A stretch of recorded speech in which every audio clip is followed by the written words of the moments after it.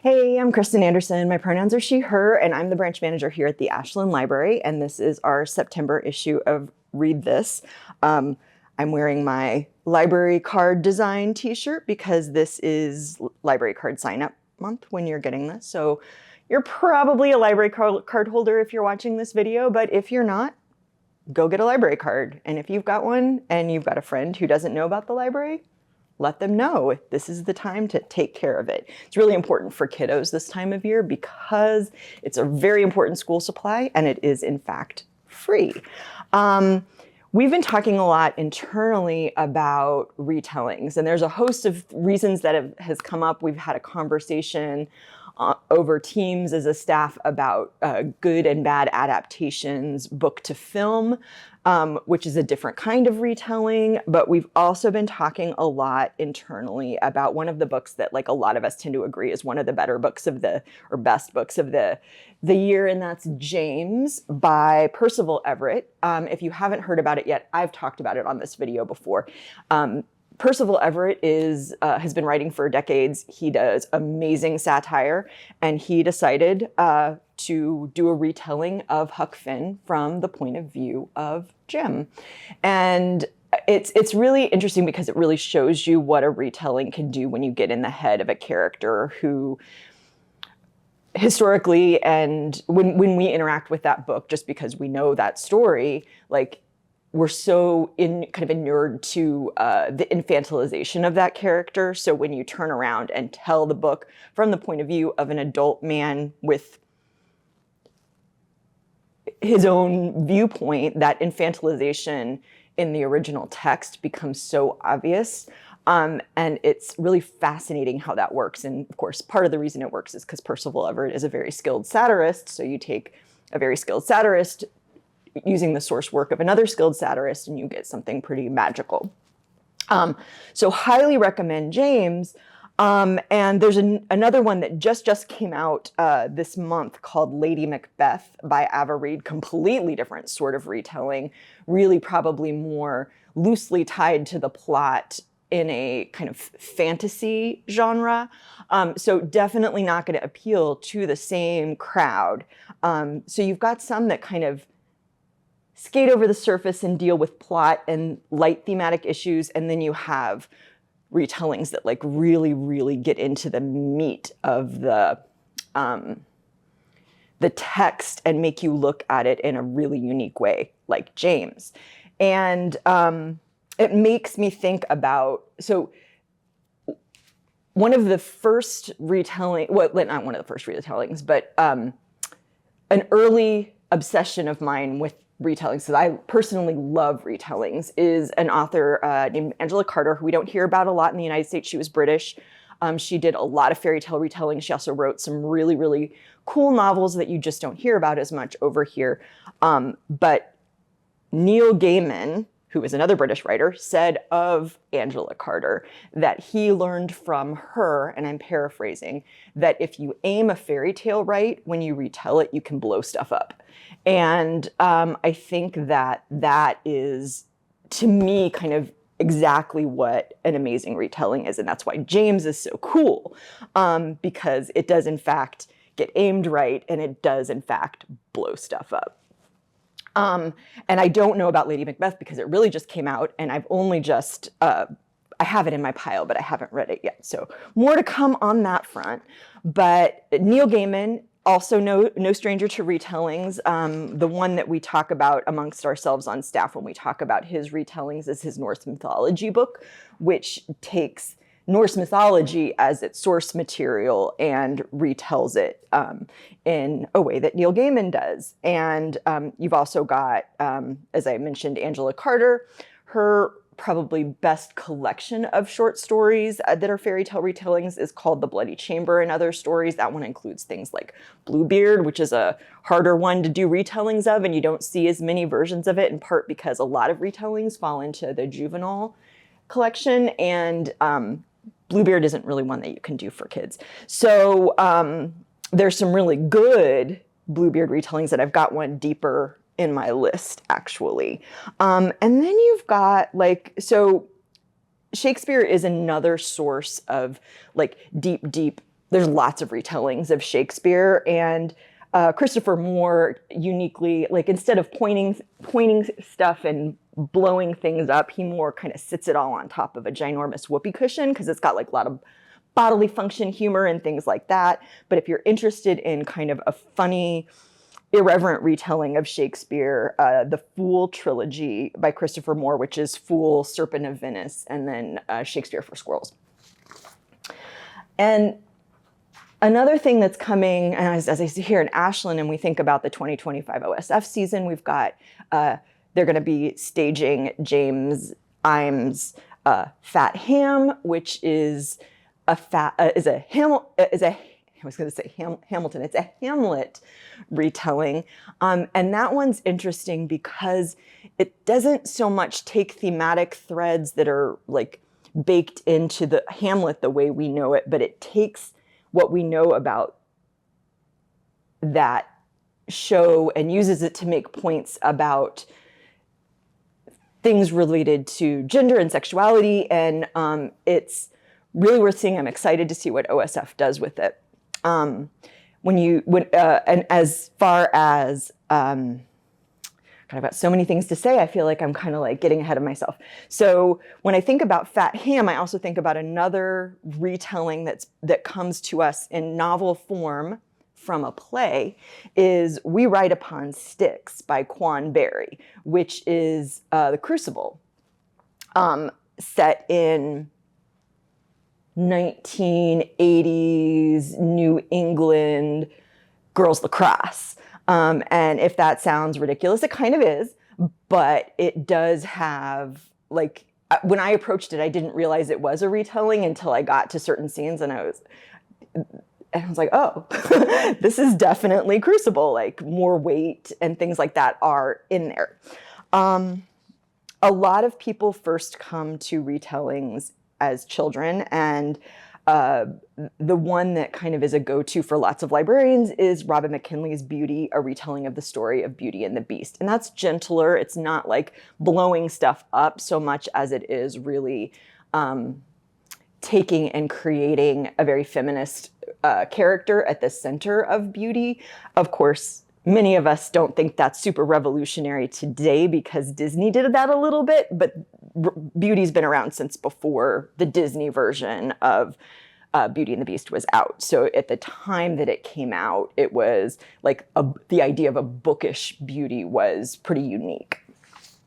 Also in children's, you've got The Rumpelstiltskin Problem by Vivian van de Velde, which is an oldie but a goodie. And essentially, this is one of those books where you need to read the preface, because the preface is Vivian van de Velde, the author, like breaking down everything about that story and why it absolutely makes no sense. The motivations of the characters make no sense. And then she tells multiple versions of Rumpelstiltskin within it. And each one deals with like one of the motivation or problem issues that she's pointed out in the preface. And it's very, very funny and hilarious. A local author who did, and this is going to be in teen, but Enter the Body by Joy McCullough is also an interesting Shakespeare retelling that really does do interesting things with a bunch of Shakespeare's plays. Titus Andronicus, King Lear, Romeo and Juliet, and Hamlet, and I think that's all of them, but there may be a fifth that I'm not remembering because I didn't write it down on my paper in front of me. But it's basically the lead, like it's Juliet and Cassandra and Ophelia, all in a prop room in a theater after their shows have ended and they've died, talking about how if they had more agency in the story, how they would have ended their story. And it's not always the way that you would have expected because they're, young teenage girls.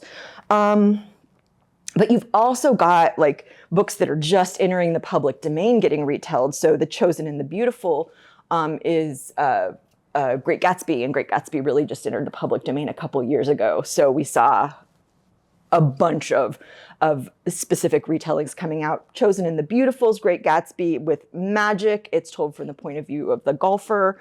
So it's kind of a twisted on its ear version. And then I told you that I was going to do a Bluebeard retelling. That's The Last Tale of the Flower Bride by Roshana Choksi. That is her first, her first adult novel. She wrote some children's stuff before this, but it's a nice version of Bluebeard. And if you want to look at Pinocchio, there's a couple of Pinocchios. The one I put on this list is The Swallowed Man by Edward Carey, which is told from the point of view of Geppetto, and for the most of the story, he's inside the whale. So my whale fall fans might find it interesting in a different way. It's more literary and less actiony, but it's also set inside a fish. A Baba Yaga retelling called Thistlefoot by Gina Rose Nethercott is a really good option.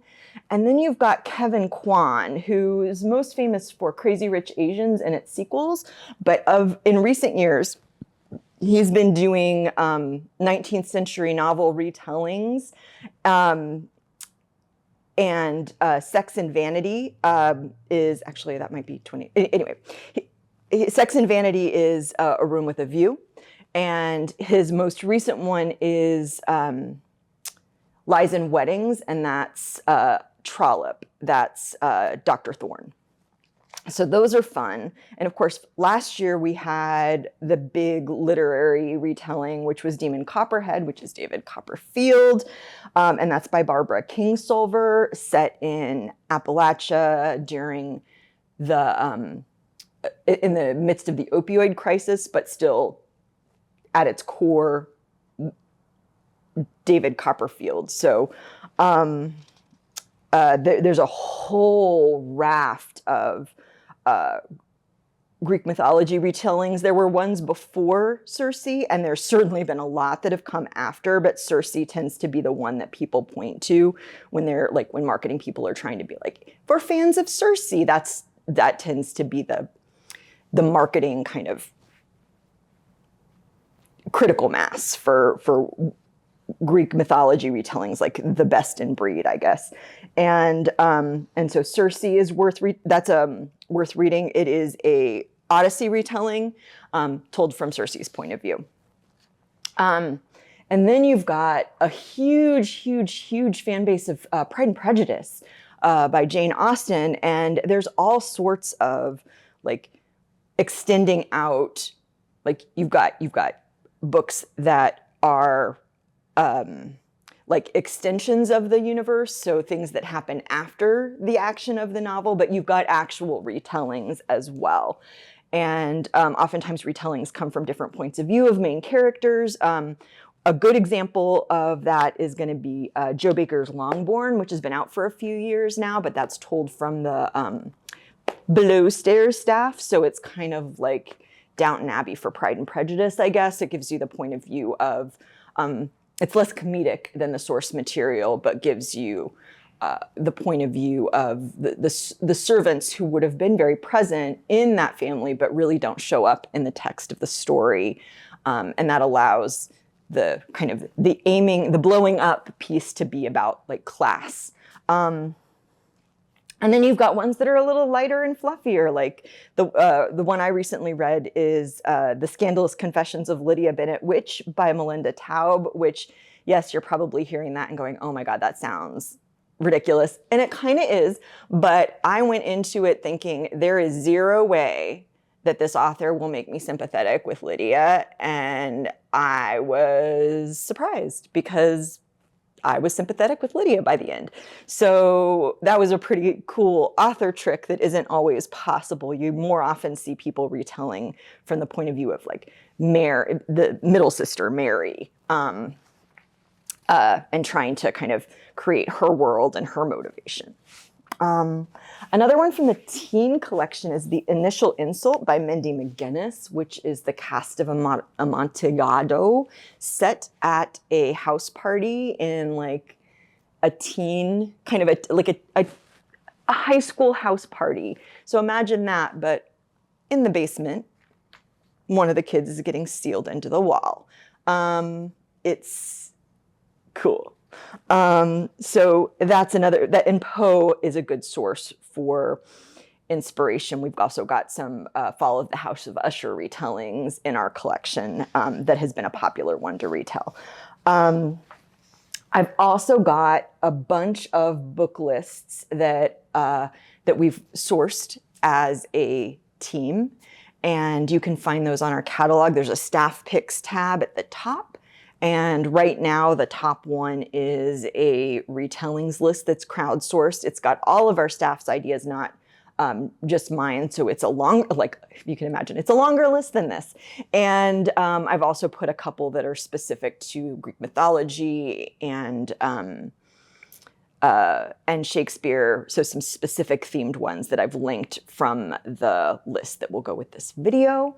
So get your library card and check out our lists. And I hope there was something in all of that run of books, all of which we have available at the library, that you would like. And I will see you next month. Thank you.